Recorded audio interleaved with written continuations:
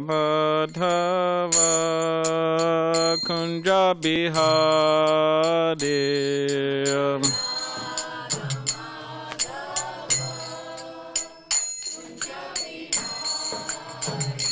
Jai Radha Madhava Kunja Bihari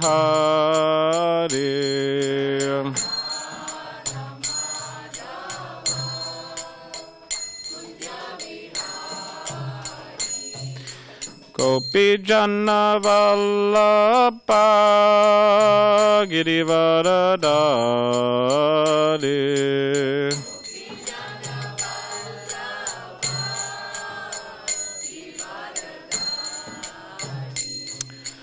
Gopi Jana Vallabha Girivaradari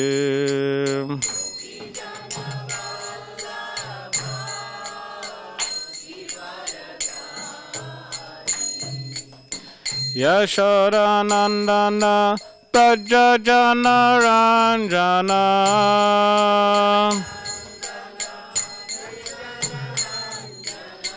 Yashodanandana Prajajana Ranjana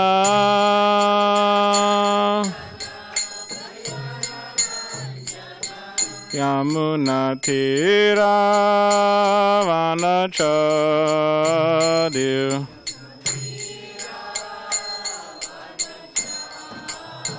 Yamuna Tira Vanachadyu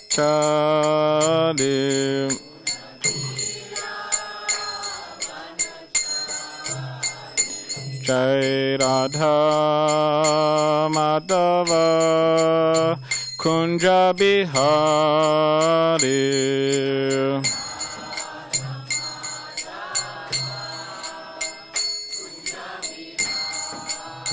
Jaya Radha Madhava Kunja Bihari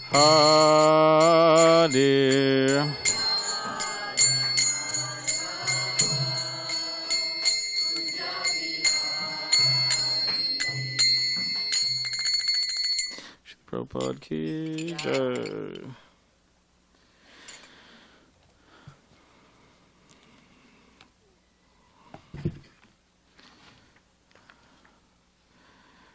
So we will read from Srimad Bhagavad Gita, translation and commentary by His Divine Grace A.C. Bhaktivedanta Swami Prabhupada. And we will read, one second, from chapter 2, contents of the Bhagavad Gita, of the Gita summarized.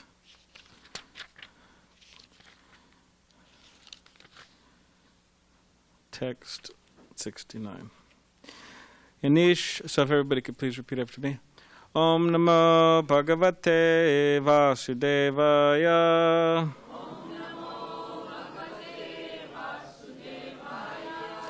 Om Namo Bhagavate Vasudevaya.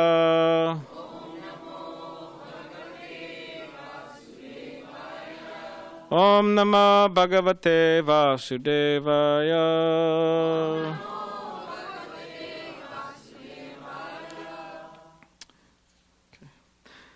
Yanisha sarva bhutanam tasyam jagati samyame yasyam jagati bhutani sanisha pashyato mune. Okay, so this English translation.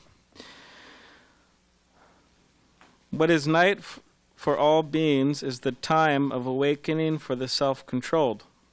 And the time of awakening for all beings is night for the introspective sage.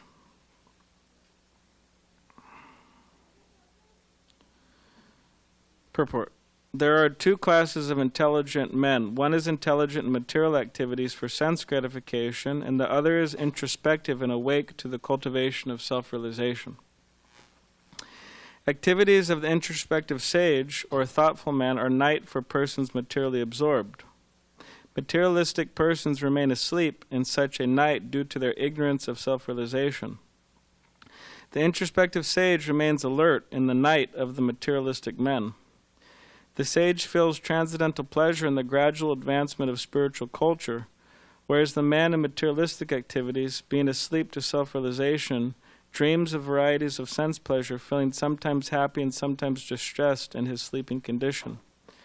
The introspective man is always indifferent to materialistic happiness and distress. He goes on with his self-realization activities undisturbed by material reactions.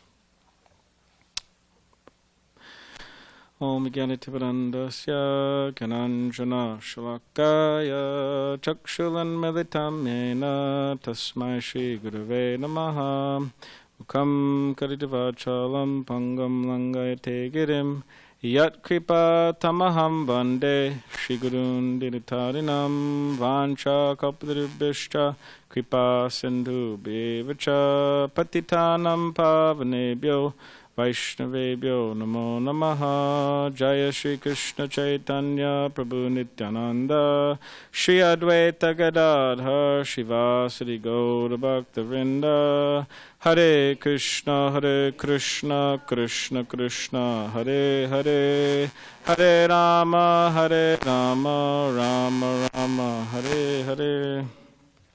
Can I read the translation one more time? What is night for all beings is the time of awakening for the self-controlled. And the time of awakening for all beings is the night for the introspective sage.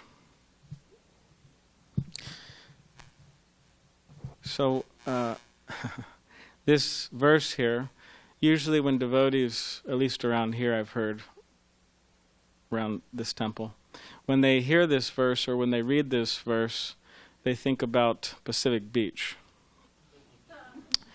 In the sense that when we're waking up, when we're going to sleep, and Pacific Beach is waking up, means they're out partying, at the 500 bars that are here in Pacific Beach. And when we're waking up at 4 a.m. in the morning, here in the temple, they're going to sleep. Or sometimes they stay up a little later, 5, 6, and they go to sleep. So in other words, the schedule and you could say the value system and the goals are quite different. It's like day and night, just like this verse is saying, day and night.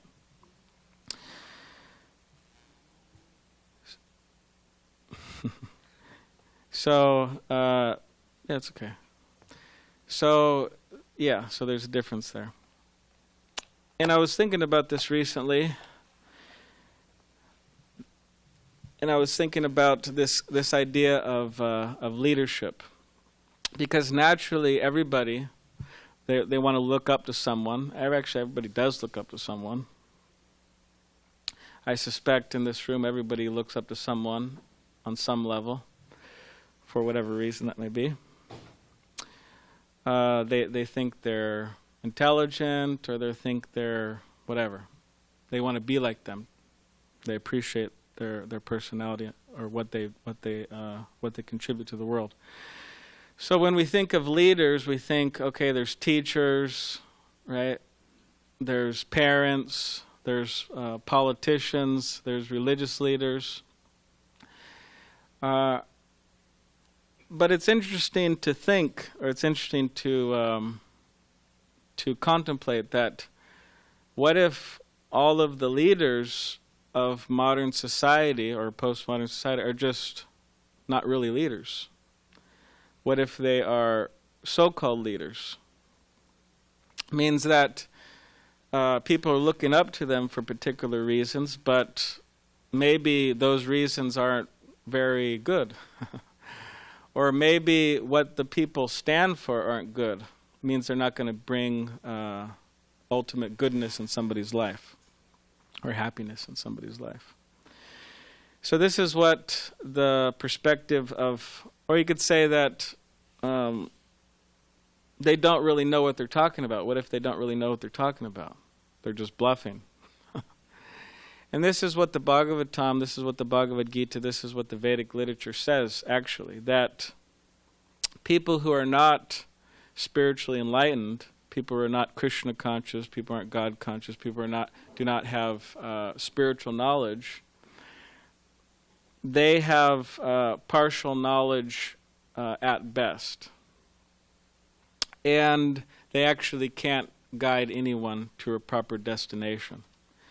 And factually it says it's like the blind leading the blind. That's what it says. There's a verse like that.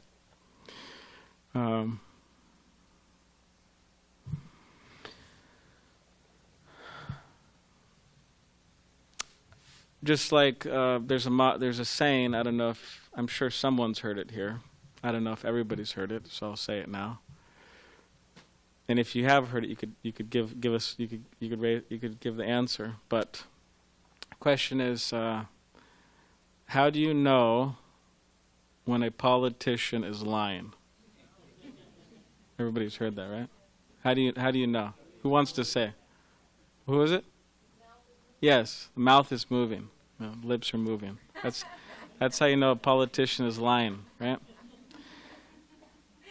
I was taken. So, in other words, the idea is that there's a sense of a leader, right? Politician. Some people want them as leaders.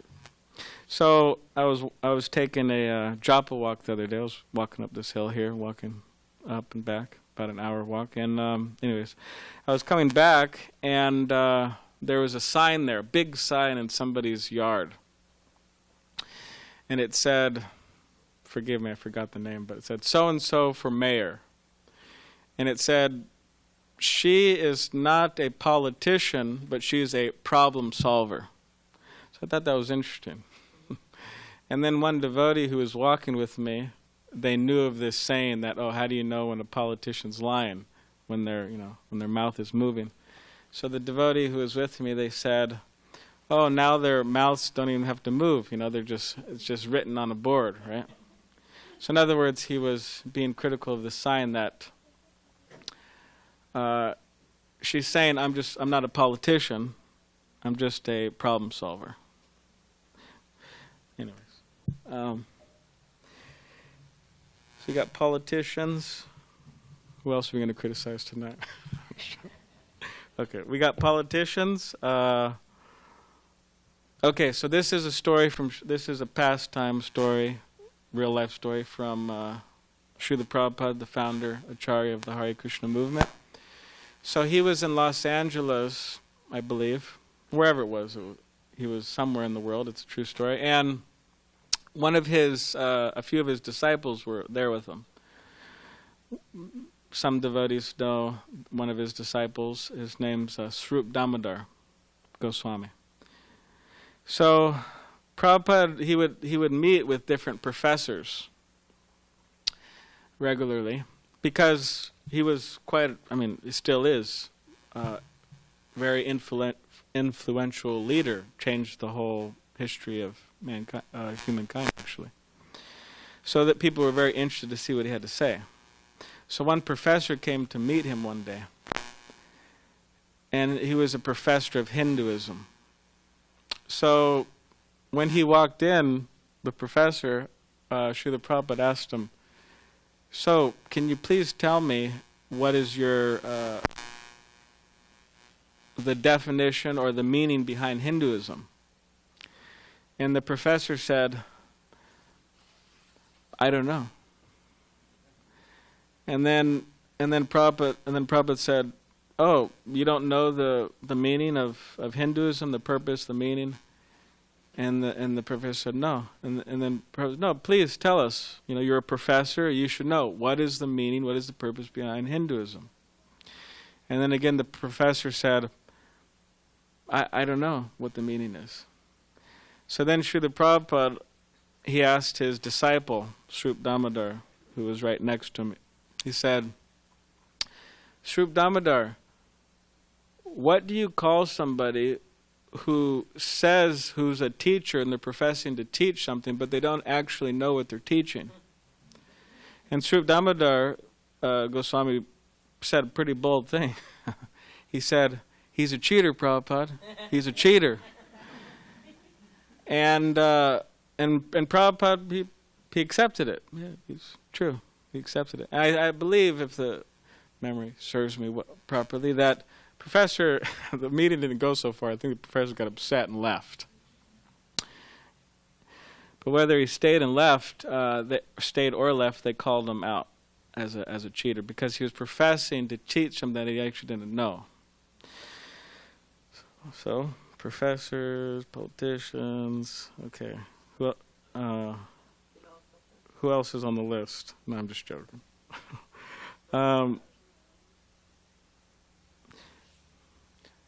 Also, my friend, one of my friends, he was telling me that there was one particular priest. Now, of course, I mean, it could have been a church or a mosque or a temple, or could have been anybody, but anyways, in this particular case, it was a priest, and the priest made an announcement to everybody, because sometimes they pass churches or temples or mosques, they pass around a plate, and people put money on the plate, people put change on the plate, people put some type of, form of money on the plate.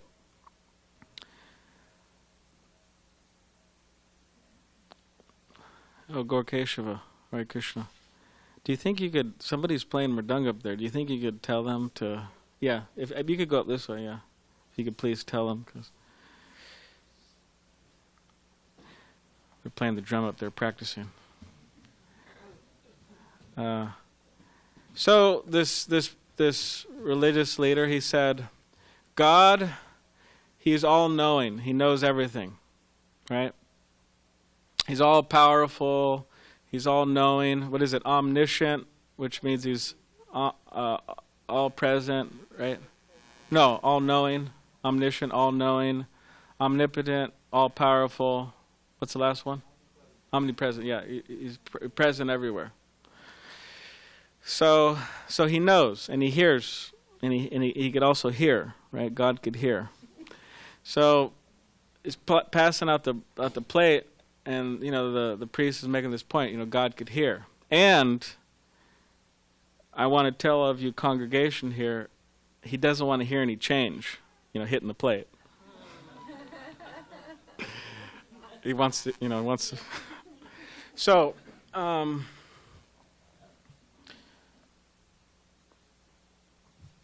So the point I'm making is that it's not just having fun, making fun of people, or making fun of people at all. But it's the real point is that there are leaders in the world, but they are so-called leaders. They're actually not leaders, and whoever they may be, politicians, religious leaders, professors, they may be in big positions, but they may not actually be qualified. So the point is that we don't want to be bewildered, or we don't want to follow such people. So in other words, we want to follow real leaders. In other words, people who are honest, people who are stand for what they are teaching, people who are not hypocrites. They follow what they teach. So that's very, very important.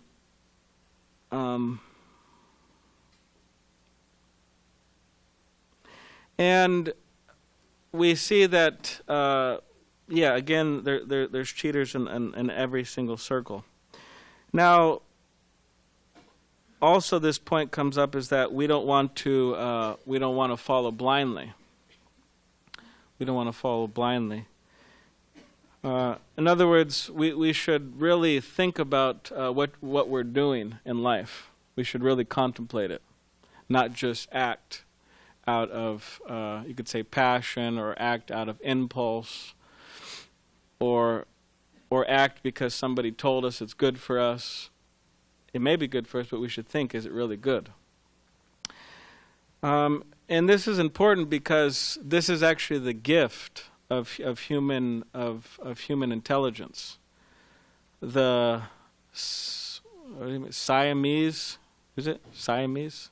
The Siamese cats, the chimpanzees, what other animals are there out there? Huh? A lot of them. Okay. There's a lot. We're not going to name all of them, but Chris, what other ones are there out there? Chimpanzees. Anyways, the donkey, whatever. The donkeys, right? They really don't have the gift of human intelligence. Means the Siamese cat, they can't understand the Bhagavad Gita, or any animal for that matter. So, but humans can, and that is the gift of humans, that we have the intelligence to think of what we're doing in our lives, and not just follow blindly.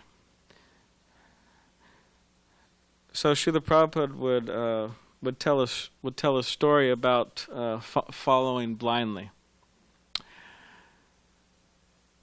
So I'll tell that now. So the story is of many devotees heard, but of Sargal Singh. So in India, it's sometimes a practice that when somebody dies in the family, the males they'll shave their heads. So the story goes that one particular time there was a man, and he shaved his head. So somebody asked him, "Oh, why did you shave your head?" And he said, "Oh, well, you don't know. I'm very unhappy. I'm very depressed, and the reason being is because Sargal Singh is dead." And then the man who was inquiring to the bald-headed fellow said, "Oh, Sargal Singh is dead, and who's Sargal Singh?" And then the guy said, "Oh, you don't know who's Sargal Singh? Sargal Singh's a very, very important personality in my life." But he didn't go further. He didn't inquire further. What happened is he shaved his head. He shaved his head. So then it went on like that. So another person went to another person. This guy went to another. Oh, why did you shave your head? Oh, Sargal Singh. Oh, you don't know Sargal Singh's dead? And everybody started shaving their head. So before you knew it, the whole town of men had their heads shaved. And eventually it went up to the mayor or whatever, the king, and he was looking out and seeing everybody's head shaved and said, "What's going on here? Why are all the guys shaving their head? Why are their heads shaved?" And then his right hand man said, "Oh, well, Sargal Singh is dead." And then the king said, "Well, who's Sargal Singh?" And then he said, "Yeah, I don't know actually." And then they went around all society. Everyone was, talking. Who's Sargal Singh? Oh, I don't know. No one knew who Sargal Singh was, but everybody was shaving their head for him. So going around, who's Sargal Singh? Who's Sargal Singh? So eventually they went to the simple worker and who, the first one who shaved his head. And then they asked him, "Oh, who's Sargal Singh? I mean, we've all shaved our head, and now the king's asking, who is Sargal Singh? What is everybody worked up so much about?" And then the guy said, "Oh, well, Sargal Singh was my donkey."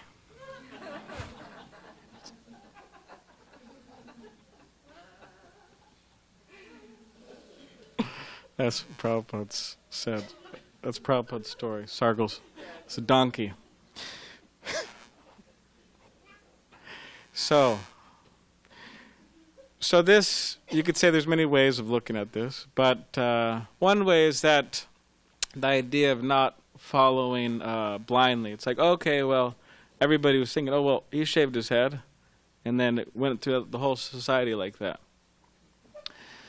But no one really inquired. No one really inquired. So the idea is that whatever we're doing in our life, we should think about it. Is this the best course of action? And if we're not sure of which questions to ask, Bhagavad Gita not only has the answers, but it has the questions too. Because Arjuna is asking Krishna, the Supreme Personality of Godhead. They go through so many different topics, very important topics. Who am I? What is this world? Definition of Krishna, definition of God. So all of it's there. So the questions and the answers. So yeah, it's a very important book to read daily, study daily, and it is now, for some time now, been available in the English language and other languages. So if you want other languages, we have other languages too. And ultimately, it is advising that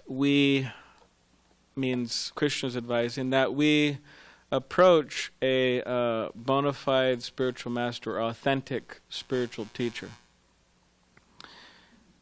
Tadvidhi paripatena pariprashnena sevya upadakshati te jnanam jnaninas tattvadarshanaha. So Krishna is saying that you should humbly approach a bona fide spiritual master, authentic spiritual master teacher, and inquire, ask questions, serve. And in this way, the self-realized souls, they can impart knowledge. Why? Because they have seen the truth. And you could say that this is one of the most important things a person could do in their life, is to have a guru or teacher. Why? Because the teacher is connected to Krishna. And the teacher can connect us to Krishna, reconnect us to Krishna, or help us realize our lost, loving relationship with Krishna. And that's the system that Krishna set up. So if you don't like the system, you could talk to Krishna about it. I didn't make it up. Krishna made it up. Or Krishna, it's Krishna's system. And even when Lord Chaitanya Mahaprabhu, who is Krishna come again 500 years ago, in the mood of Srimati Radharani, Krishna come again, he had a spiritual master. Even Lord Chaitanya. Even 5,000 years ago, Krishna, the Supreme Personality of Godhead, he had a spiritual master, Sandipani Muni. As a young boy, they would go out, collect firewood. That was one of the things you would do back then for the spiritual master, for the teacher, collect firewood. And one particular time it said that Krishna and his young friend Sudama, Brahman, they got stuck out in the forest, actually. They got lost. It was rainy and this and that. And the spirit, Sandipani Muni, was actually very pleased that Krishna was taking so much difficulty for him. And it said that Sandipani Muni blessed him. And the blessing was that whatever you say will remain fresh. And does anybody remember the other blessings? Trivida Prabhu or anyone remember those other blessings? Sandipani Muni? Yeah, Sandipani Muni blessed Krishna. That, because he was out in the forest and he got stuck there. And then, he would remember everything. Everything would be fresh, whatever he said. It's in one of the chapters of the Krishna book. But in terms of whatever Sandipani Muni blessed him, whatever you say is fresh, means people won't get bored of it. We won't get tired. So we have the Bhagavad Gita. People have been studying it for thousands of years. And even in this, you could say on a small scale, many people here in this room have been studying it for decades, regularly. So it doesn't get boring. Or Krishna's name, for example, we chant every day, Hare Krishna, Hare Krishna. Krishna Krishna, Hare Hare, Hare Rama, Rama Rama, Hare Hare. She's chanting. Or he's chanting. So this So Krishna having a guru, Lord Chaitanya having a guru, they're teaching by example that it's important, one of the most important things one could do in life. Because sometimes people, humans, they think that, oh, well, I'm a human and I have a human body and I have human senses and I have a human mind and therefore, I grew up in SanDiego or I grew up in America or wherever, and society, my teachers, my parents, the politicians, my professors, they all taught me something, and I read a few books, and I should be able to figure things out, right? If that was the case, then what's going on with the world today? Why is it such a, mess? It's a mess. Modern world's a mess. America, anxiety capital of the world. I don't have anything against America. I live here too. But just saying, statistically it's proven. Anxiety capital of the world. And all over the world. It's not just America. There's problems everywhere. Why is that? If just by having a human body, just by having a mind and senses and all these, it's like a given that we will know what life's about. How to love, how to be happy, how to all these different things. It's not so easy or automatic. So, therefore, there's knowledge, Vedic knowledge, the Bhagavad Gita, Srimad Bhagavatam, which are very important. And then there's the guru, spiritual teacher. And then there's sadhus. Sadhus means saintly persons. And saintly person, sometimes, at least those from India, or those from, coming from India or having, being descendants from those from India, they may think that, sadhus just means the men in orange or something. But sadhu just means saintly persons. Anybody could be a saintly person. It's not just some dress or something. So we have the sadhus, we have the scriptures, books, and we have the gurus. So these are our guide. These are our guides. How to be happy, whatever we need, how to be successful in this life. This is the Krishna conscious idea. Or else we're left with, again, what's going on in this world today. If everything is so great, why are there so many problems? So, did you find out what the blessings were, Prabhu? Oh, just that one. Okay. All right. Well, there you go.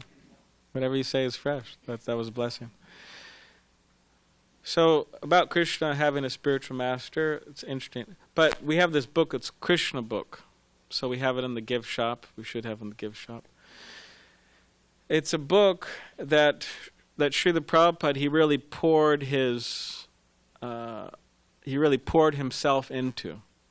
In the sense that Srila Prabhupada would say that his books, specifically his purports, are his devotional ecstasies. So, in other words, they're extremely important part of him. And, to be more specific, he would say, if you want to know me, read my books. And that's really with any writer. I mean, of course, it's not exactly, I would say, the same with other writers than him, because, anyways.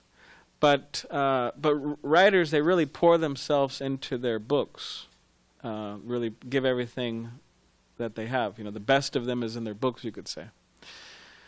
So this specific book, it's a very special book, Krishna book, in that it is a summary study of the 10th canto of the Srimad Bhagavatam. So the Bhagavatam is 18 volumes, in the first canto to 12th canto, and 18,000 verses. It's a very amazing book with so many historical accounts of different devotees of Krishna, means lovers of Krishna, sold out servants of Krishna, Krishna in his different incarnations, in his different forms. So much philosophical content is within every single canto, within every single line. There's just so much It is like, it's an amazing book.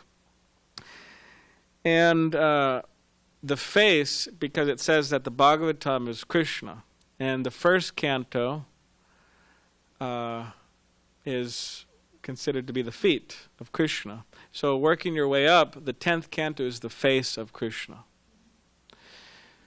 And it is said that one should not just jump to the 10th canto.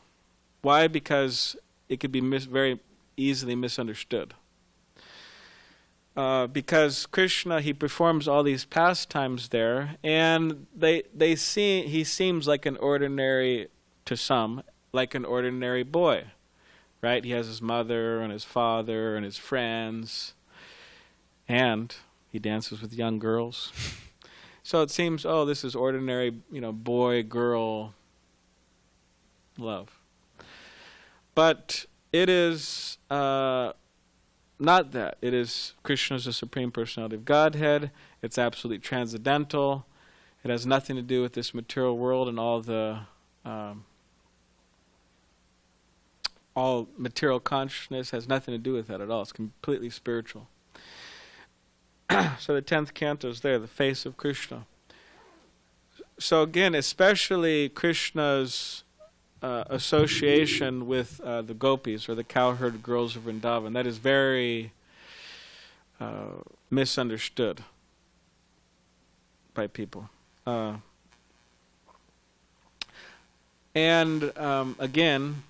it's advised not to jump to that. So, but Srila Prabhupada, he knew that very well. I mean, he wrote that so many times within his books. Don't go to the 10th canto, don't go. You have to work your way up from the first canto, second canto, third canto, and then the 10th canto, eventually. But still, although that injunction is there, Srila Prabhupada did a very interesting thing. What did he do? He translated summary study, which is practically, in many ways, verse by verse, the translation, summary study of the 10th canto. And what did he say? He said, mass distribute it. Distribute it all over the world. Mass distribution means it's not just for a few of the in-housers, a few of his disciples. Mass distribute it means it's for thousands of copies are printed, either distributed at the colleges, here, there, everywhere. Distribute them.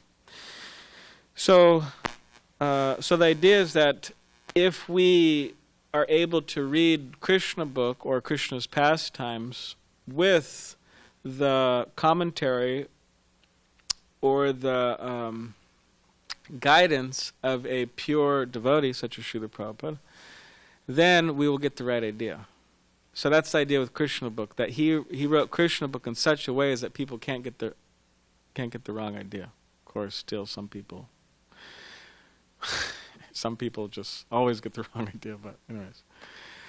But still, mass distributed.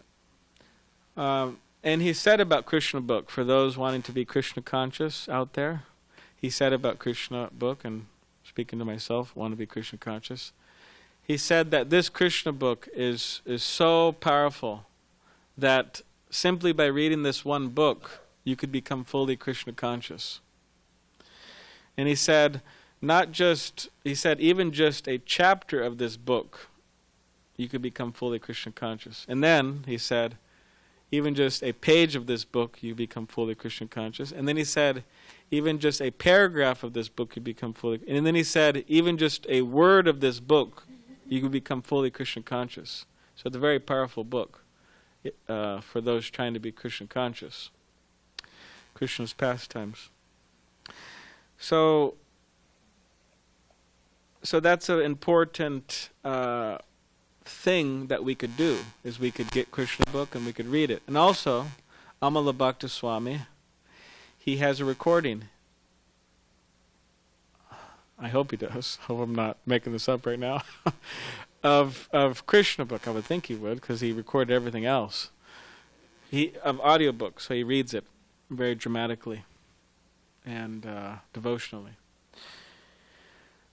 And by doing this, our minds we will become reinstated in our natural position as eternal, loving servants of Krishna. That would become more and more of a reality.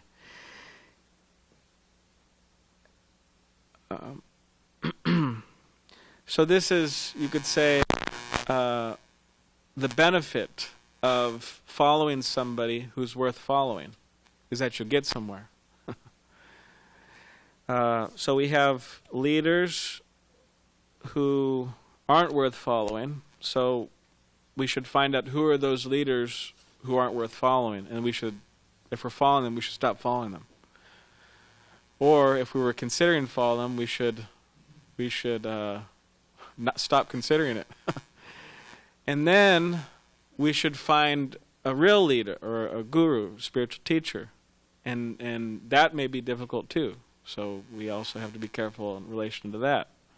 Who is a real spiritual teacher that I could actually follow? So maybe we'll save that for next week. And then we find a real spiritual teacher, which practically means somebody who is, at least within the Krishna conscious circle, or the International Society of Krishna Consciousness, somebody who is follows what, right, Javita Prabhu? Learn it. Yeah, the Charya principle. Javita Prabhu's. Learn it means they've learned the scripture. Live it, they live it, and give it means they teach it. Learn it, live it, give it. So learn it, live it, give it. So the Charya principle. So if somebody does that, then yeah, we could follow them. So yeah, finding someone to follow, a real spiritual leader, and then the benefit of that is that again we get somewhere. It means we get somewhere where we want to be, and where does everyone want to be? Back home, back to Godhead, yes. But as Srila Prabhupada said one time to a reporter, they asked him, "What is the goal of life?" And Srila Prabhupada said, different things on different occasions, but on this particular occasion he said, the goal of life is to enjoy. That's what he said. Now, the idea is that we're pleasure-seeking beings. We cannot live without it. We cannot live without it. That pleasure, we have to have pleasure. But when Srila Prabhupada is saying the goal of life is to enjoy, he's not referring to materialistic, selfish, hedonistic type of so-called enjoyment. He's talking about spiritual enjoyment, which is completely different, which means it's unending, ever-increasing, all blissful enjoyment with Krishna in the center. So that's where it gets us. We're able to reach that platform of perfection. And the platform of perfection, interesting enough, is that it's also limited. It means you could keep on becoming more and more perfect. So,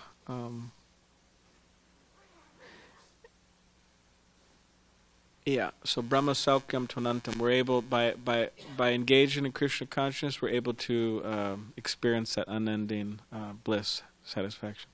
Okay, so does anyone have any, I'll stop there, does anybody have any questions or comments or anything you'd like to say? Yes, for Janjananda Prabhu. Thank you, Balaram Prabhu. Thank you. Hare Krishna.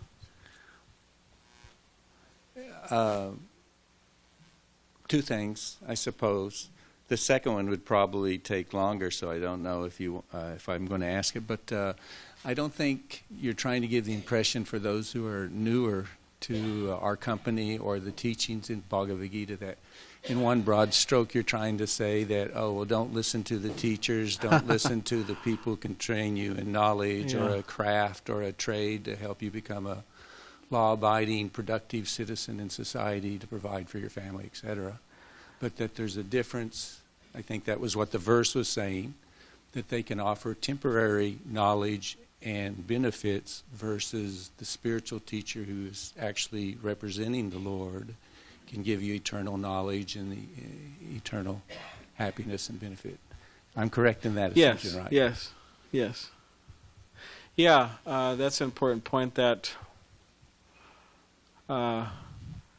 after all, we're in this world, so kind of got to play by the rules or play the game on some level, in the sense that you could say, oh, well, I'm up here saying, well, don't listen to anybody, they don't know what they're talking about. Which, practically, as Rajendranath Prabhu was bringing up, that we do learn from people, like people go to school, people go to college and have to have education to get a profession and to make money so they could maintain themselves and their families. So yeah, that may have to be that might have to be done for individuals. But the idea is that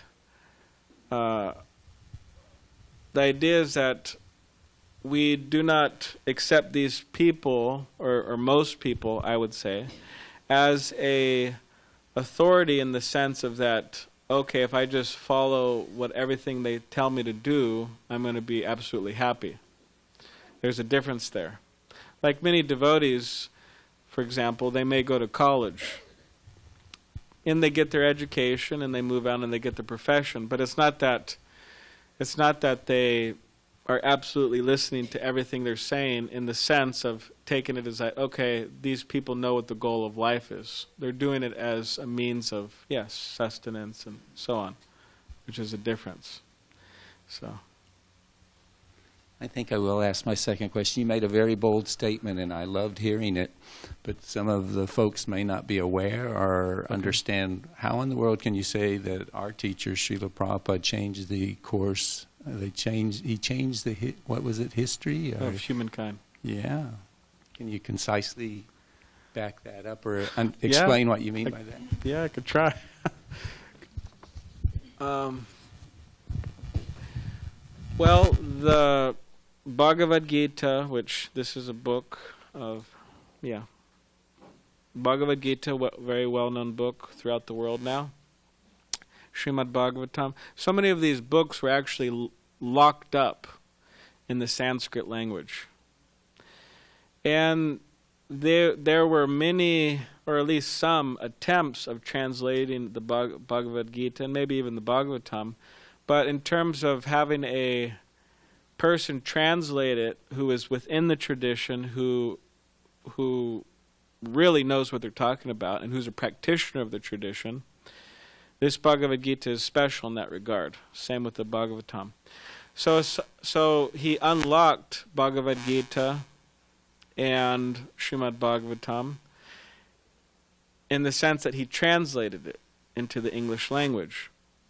And then from the English language, he had it translated into so many languages all over the world. And not only did he have all the books, so many of the books translated into different languages and distributed all over the world, because that's another thing. It's not just translating them, but as we speak now, there's people all over the world passing the books out.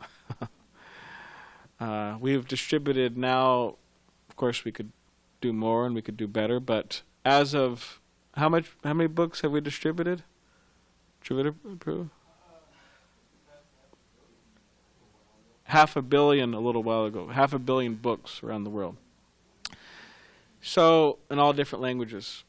So not only did he do that, but he's established temples all over the world. When he left in 1977, there's 108 temples. Now there's hundreds of more. So it's increasing. And that was just 50 years ago. So we're talking about a 50-year span of time.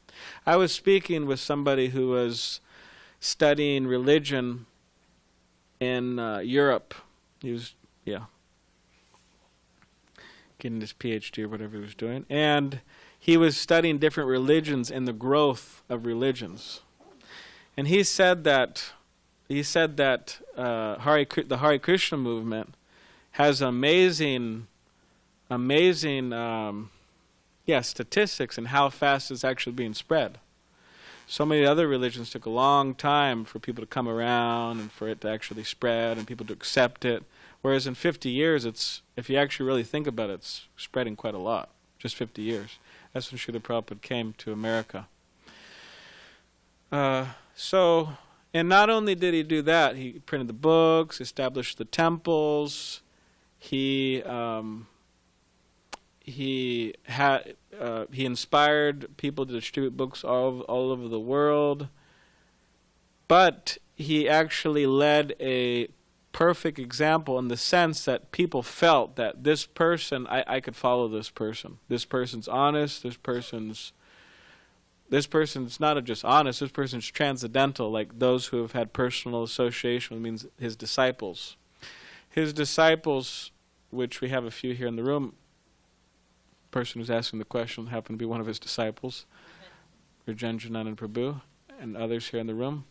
But those who had his personal association, I mean, they have witnessed his ability to impart transcendental ecstasy into the hearts of the audience.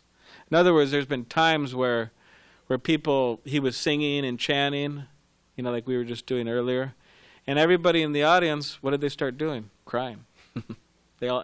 And it wasn't a sentimental thing. It was a real thing. It was a tangible, real thing. They were having a real spiritual experience. And from that, people were able to dedicate themselves and, you could say, become inspired. So in that way, little by little, or quite fast, he transformed the world. Just like this temple. I mean, we're sitting in Pacific Beach. In Southern California, in America, and this is the Hare Krishna temple. So this is like a little piece of Vrindavan, because you have Vrindavan within India. This is the land of Krishna, 5,000 temples. So this is a little piece of Vrindavan in Pacific Beach. So when you walk in this temple, you're not in Pacific Beach anymore. You're in a little place of Vrindavan, which is the sacred place of Krishna. So establishing all those throughout the world is quite in other words, we wouldn't be sitting here if he didn't come. We'd be doing something else here in SanDiego. So, yeah. There's a movie, the documentary came out about him recently. If anybody hasn't seen it, they should see it tonight or soon. And it is called Hare Krishna. That's what it's called, Hare Krishna exclamation mark. And it says the mantra, the movement, and the Swami who started it all. So it's a documentary on Srila Prabhupada. So, and then that will give us a little glimpse of what he did. And also, there's so many books about him in our gift shop, very inspiring books about his travels throughout the world and dealings with his disciples and so on. So, okay, so 1 or 2, yes. Thank you, Prabhu. I have a suggestion. Okay. It's actually a request. Okay. Dravida Prabhuji takes classes almost most of the days of the week. Yes. But many of us cannot make it on a weekday. Okay. And we can maybe just come on a Sunday. Is there any way Dravida Prabhuji could have more classes on a Sunday, and you being in the temple would have more classes on a weekday as well? More classes on a weekday? Yeah, so that if it was interchanged, then maybe people who come on the weekend may also, on a Sunday, may also get a chance to hear Dravida Prabhu. Because some of us like to hear his poetries, especially those who don't have access to all the gizmos that are there out in the market now. So this is just a request. Hare Krishna. Well, not that it's not beautiful to hear you, but I'm just kind of wondering if there could be an interchange, because he takes most of the classes on weekdays, and most of us cannot make it on weekdays. Yeah. Yeah, Dravida Prabhu's live streamed Monday, Tuesday, Wednesday evening, Bhagavad Gita classes. You could tune in. And also, he speaks Monday morning, Wednesday morning. Yeah, ISKCON SanDiego Live. YouTube. We could arrange things in Laguna Beach. I've heard that the temple president there, Tukaram Prabhu, to know Tukaram Prabhu is to love Tukaram Prabhu. He's a very, very good devotee, very intelligent, very dynamic personality.